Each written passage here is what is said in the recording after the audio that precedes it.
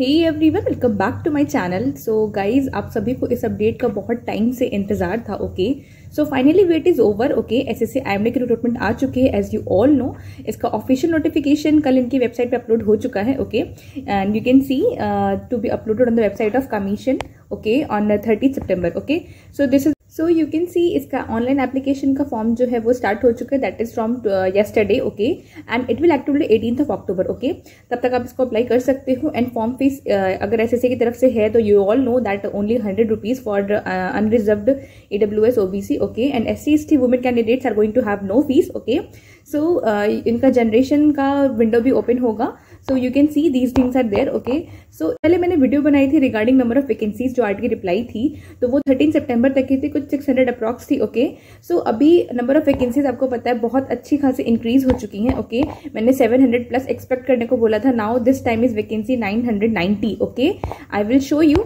So coming to another things, you can see यहाँ पे tentative vacancies है 990 and it may also भी increase till joining के वक्त भी ये इंक्रीज हो सकता है। ओके, सो यहाँ पे अगर मैं बात करूँ, आप उसके बाद जो एज का क्राइटेरिया है इनका, ये 18 अक्टूबर तक जो इनका लास्ट डेट है वो तब तक कैलकुलेट कर रहे हैं। ओके, सो आप देख सकते हो इस आप 19 अक्टूबर 1992 से पहले के नहीं होने चाहिए and not later than 17 October 2004। Okay, so it means अगर आप इस एज ग्रुप में लाइल कर रहे हो then you can obviously for apply for this post. Okay, so 30 years है age limit and after that category candidates can claim age relaxation according to category, like SC/ST can claim 5 years sorry, and OBC can claim 3 years. Okay, and PWD वालों का तो 10 years plus हो जाता है। So this is the thing about age. And now coming to essential qualification. Okay, so ये यहाँ पे बहुत ही इंपॉर्टेंट रखने वाला है, आप इसको बहुत क्लियरली ध्यान देना। ओके, फिर आपके बहुत सारी क्वेरीज आते हैं।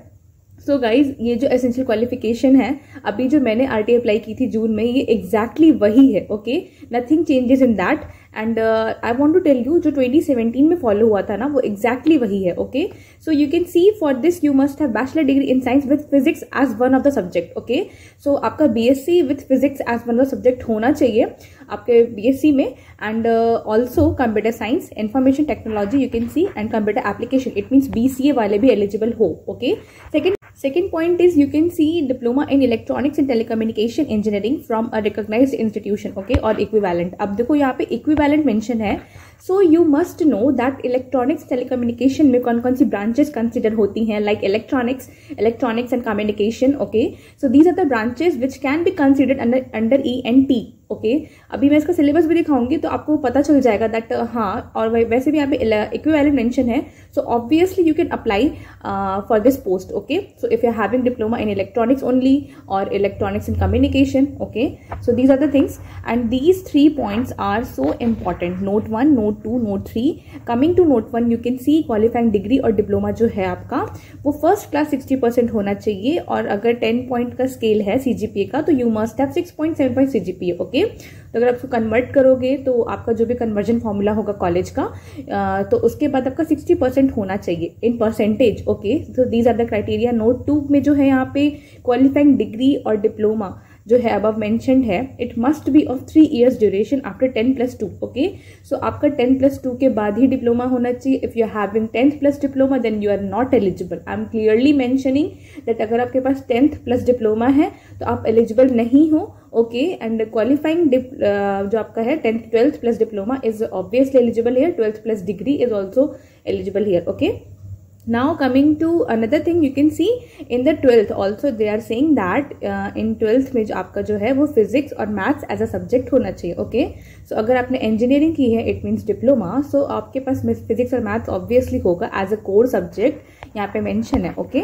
सो these are the about qualification and eligibility criteria. Okay, now coming to another things, इसका सेंटर आपको ऑल इंडिया मिल जाएगा, आप अपने स्टेट के अकॉर्डिंग इसको डाल सकते हो। ओके, आप सभी को पता होगा ना। कमिंग टू एग्जाम पैटर्न, तो दिस इज ऑल्सो सेम जो आपका 2070 का रिक्रूटमेंट आया हुआ था।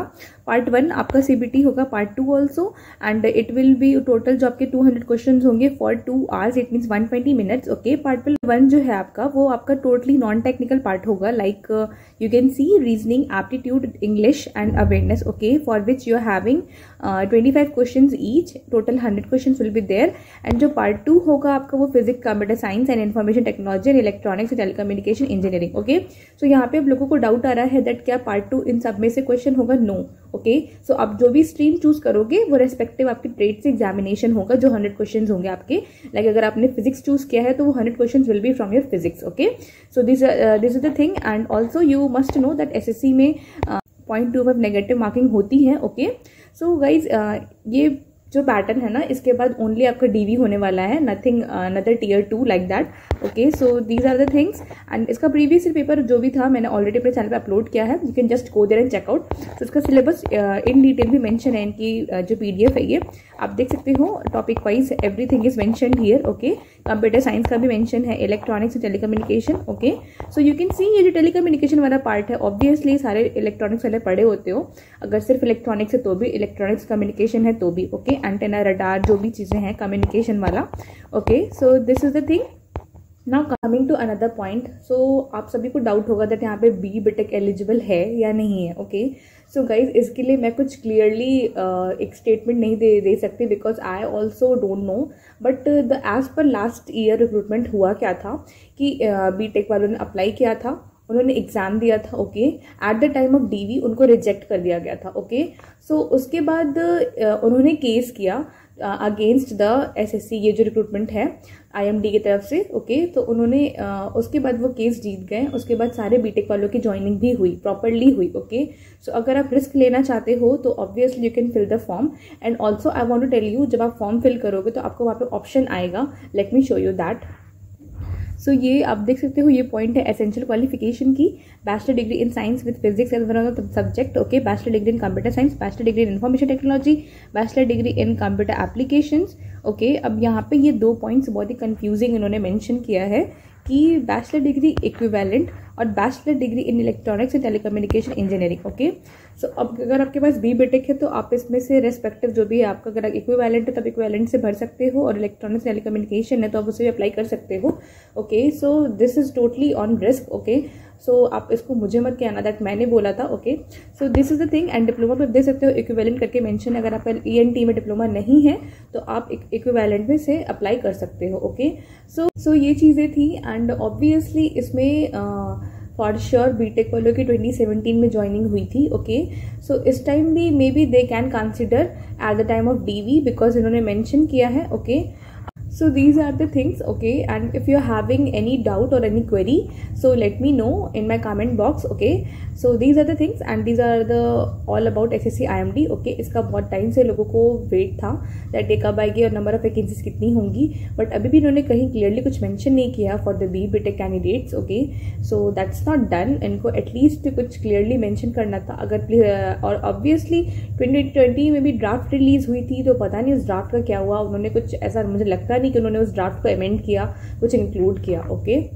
so this was all about SSC IMD, and if you want more kind of technical job updates then you can subscribe my channel. Thank you guys, thanks for watching.